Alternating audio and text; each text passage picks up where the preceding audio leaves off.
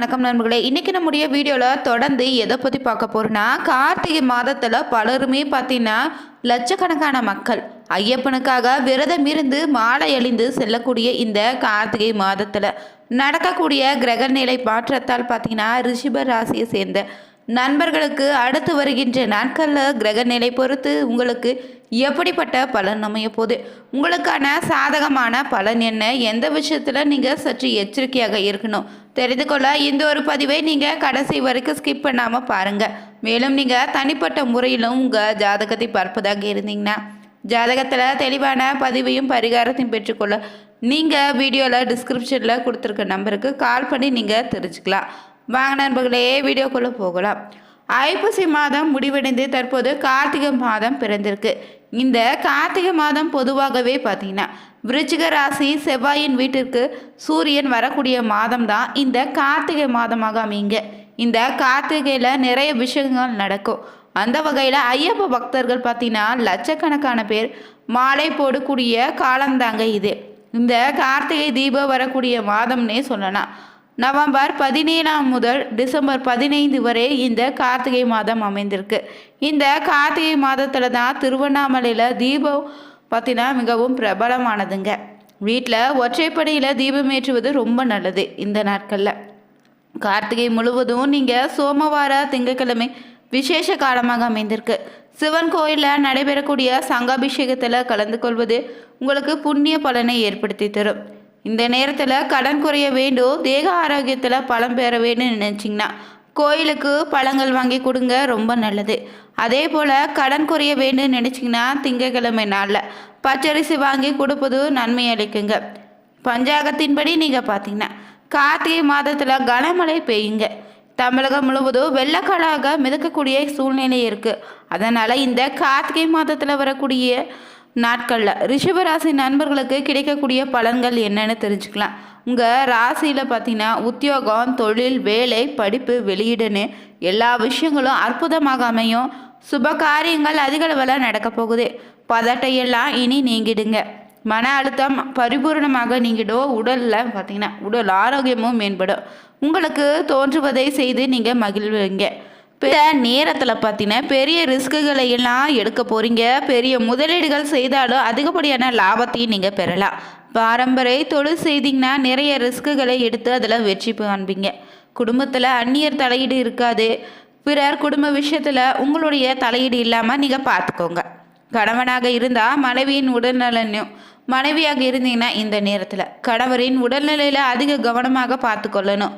அதே போல் பார்த்திங்கன்னா இந்த நேரத்தில் வயிறு தொடர்பான விஷயங்களை நன்றாக பார்த்துக்கோங்க. மேலும் இடது பக்க ஆரோக்கியத்தில் கவனமாக இருக்கணும். சிறு உபத்திரம் ஏற்படுவதாக வாய்ப்பு இருக்குது. ஒரு முறை உரிய மருத்துவ பரிசோதனை செய்து கொள்வது ரொம்ப நல்லது. தாய் வழி உறவு, தந்தை வழி உறவுன்னு ஏற்றம் பெறும் அற்புதமான ஒரு அமைப்பாக உண்டாக போகுது. துர்கை வழிபாடு நல்ல ஏற்றத்தை தருங்க. இந்த நேரத்தில் பெண் தெய்வ வழிபாடு பார்த்திங்கன்னா அதிக பலனை தரும். வராகி, பித்ருவிங்கா தேவி மற்றும் சரபேஸ்வர தெய்வங்களை வழிபாடு செய்வது அற்புதமான பலனை தேடித்தரப்போகுது. மேலும் பார்த்தீங்கன்னா வீண் வாக்குவாதங்களில் ஈடுபடுவதை விரும்பாத ரிஷபராசி அன்பர்களுக்கு பார்த்தீங்கன்னா தொடர்ந்து உங்களுக்கு முயற்சி செய்த அளவுக்கு வெற்றி, ஆனால் நினைத்த இடத்திற்கு வர தடைகள்னு அனைத்துமே இனி மாறப்போகுது. முயற்சிகள் இருமடங்காக்குங்க. வெற்றிகள் உங்களை தேடி வரப்போகுது. காலமாக அமைய போகுது. உங்கள் பொன்னான நேரத்தை அடுத்தவருக்காக வீணாக்காதீங்க. இந்த நேரத்தில் அடுத்தவரை பற்றி பேசலைனா கூட நீங்கள் கூறியதாக சிலர் பற்ற வைக்கக்கூடிய சமயமாக இருக்குது. ரொம்ப கவனமாக இருக்கணும். குடும்பத்தில் வாழ்க்கை துணையுடன் உறவு சீராக அமையும். உடல்நிலையில் ரொம்ப கவனமாக இருக்கணும். வாகனங்களை கையாளும் போது எச்சரிக்கையாக இருங்க. புதிய நபர்களுடைய தேர்ந்தெடுக்கும் போது கவனம் தேவை. தந்தையுடன் உறவு சீராகும். உத்தியோகத்தில் இருந்தீங்கன்னா வேலை செய்யக்கூடிய இடத்துல நல்ல பெயர் உங்களுக்கு கிடைக்கும். சிலருக்கு உத்தியோக உயர்வு உண்டாகும். தொழில் செய்பவர்களுக்கு இந்த நேரம் பொன்னான நேரமாக அமைங்க. தொழில் செய்தீங்கன்னா உங்கள் வியாபாரத்தை நீங்கள் பெருக்கக்கூடிய காலமாக அமைந்திருக்கு. மிகவும் லாபகரமான முதலீடுகள் செய்ய போகிறீங்க.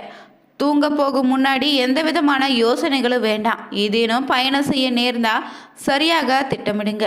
கலைத்துறையில் இருந்தீங்கன்னா சோதனைகள் மிகுந்த காலமாக அமையும். வாய்ப்புகள் இருந்தாலும் உடல்நலம் ஒத்துழைக்காமல் போகலாம். சிறு பிரச்சனையாக இருந்தாலும் இந்த நேரத்தில் ரொம்ப கவனமாக இருக்கணும். அரசியல்வாதிகளுக்கு முன்னேற்றத்தில் தடைகள் இருக்கலாம். பொறுமையாக கையாள்வதன் மூலம் பெரிய பிரச்சனைகளை தவிர்த்துக்கலாம். மிகவும் பொறுமையாக செயல்பட வேண்டியதாக அமையுங்க. மாணவர்கள் கல்வி சம்பந்தப்பட்ட விஷயங்களை சிறிது முயற்சி தேவை. பெண்களுக்கு வீடு மனை வாங்கக்கூடிய யோகம் உண்டாயிருக்கு.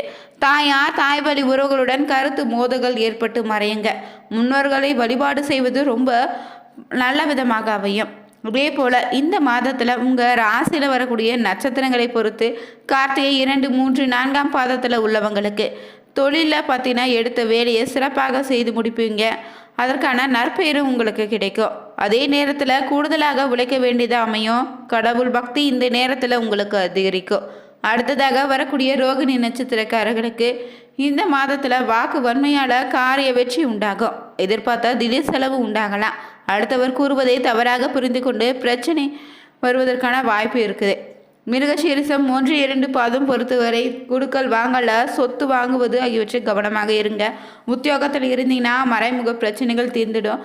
தொடங்கிய வேலையை திட்டமிட்டபடி செய்ய முடியாமல் இழுபறியாக இருக்கலாம். தொடர்ந்து நீங்கள் அம்பாளை தீபமேற்றி வழிபட்டு வர வயதான தம்பதிகளுடன் ஆசீர்வாதம் பெற எல்லா காரியங்களும் உங்களுக்கு நன்மையளிக்கும். தொழிலும் பார்த்தீங்கன்னா சீராக அமையுங்க. இன்னும் பார்த்தீங்கன்னா இந்த மாதத்தில் உங்களுக்கு வீண் செலவு ஏற்பட்டாலும் அதை சமாளிக்க விதத்தில் வரவு அமையுங்க. பயணங்கள் மூலம் அலைச்சல் அதிருப்தி தரலாம். கனவுகளால் தொல்லை ஏற்படுங்க. சரியான நேரத்தில் தூங்க முடியாத சூழ்நிலை உருவாகும். உஷ்ண சம்பந்தமான நோய் உண்டாகலாம். தொழில் வியாபாரத்தில் பண தேவை ஏற்படலாம். கடன் விவகாரங்களை கவனமாக செயல்படுங்க. மேலும் பார்த்தீங்கன்னா இந்த நேரத்தில் உத்தியோகத்தில் இருந்தீங்கன்னா ஓய்வு இல்லாமல் பணியாற்ற வேண்டியதாக அமையும். இயந்திரம் நெருப்பு ஆயுதத்தை பயன்படுத்துவங்க ரொம்ப கவனமாக இருக்கணும். குடும்பத்தில் தேவையற்ற பிரச்சனைகள் உருவாகலாம். கணவன் மனைவிக்கு இடையே கருத்து வேற்றுமை ஏற்பட்டாலும் சரியாகிடும். வீடு வாகனம் தொடர்பான செலவுகள் உண்டாகலாம். பிள்ளைகளுக்காக கூடுதல் செலவு செய்ய வேண்டியதாக அமையும். உறவினருடன் கவனமாக பழகுங்க. பெண்களுக்கு மற்றவர்களுடைய வேலைக்காக அலைய நேரிடும். மாணவர்களுக்கும் கல்வியை தவிர மற்றவைகளை கவனத்தை சிதற விடாதீங்க. வாகனங்களை செல்லும்போது எச்சரிக்கையாக செல்லுங்க. தேவையற்ற அலைச்சல்கள் குறைத்து கொள்வது ரொம்ப நல்லது. எல்லா வகையிலும் நன்மைகள் உண்டாகும். மற்றவர்களுக்கு உதவி செய்ய தூண்டும். பிரிந்து சென்றவங்களை மீண்டும் சந்திக்க நீங்கள் நேரிடலாம். மாணவர்கள் கல்வியை பெறவோ மேல் படிப்பு படிக்கவோ எடுக்கும் முயற்சிகள் சாதகமான பலனை இந்த நேரத்தில் தரும். மேலும் இந்த நேரத்தில் எடுத்த காரியத்தை தைரியமாக உறுதியுடன் செயல்படுத்துவீங்க. வாழ்க்கைக்கு தேவையான புதிய வசதிகள் உங்களுக்கு கிடைக்கும். உறவினர்கள் மூலம் உதவிகள் உங்களுக்கு கிடைக்கும். புதிய ஆடை அணிகலன்கள் ஆடம்பர பொருட்களை வாங்கி மகிழ்வீங்க.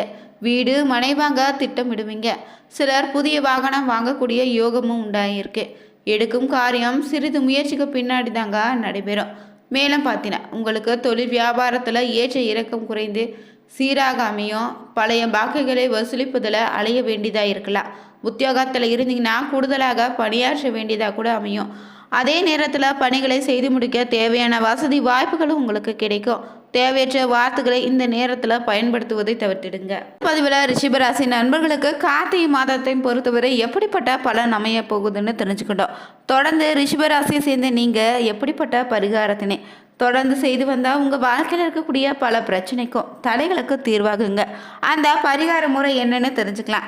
உங்கள் ராசிக்கு அதிபதி யாருன்னா சுக்கிர பகவான். அதனால் வெள்ளிக்கிழமை நாள் நீங்கள் மல்லிப்பூக்களை சமர்ப்பித்து கேசரி இல்லைன்னா வேறு ஏதாவது இனிப்பினை நெய்வேத்தியமாக வைத்து வழிபடுவது உங்கள் ராசினருக்கு பாதகமான பலன்கள் எதுவும் ஏற்படாமல் பாதுகாக்குங்க.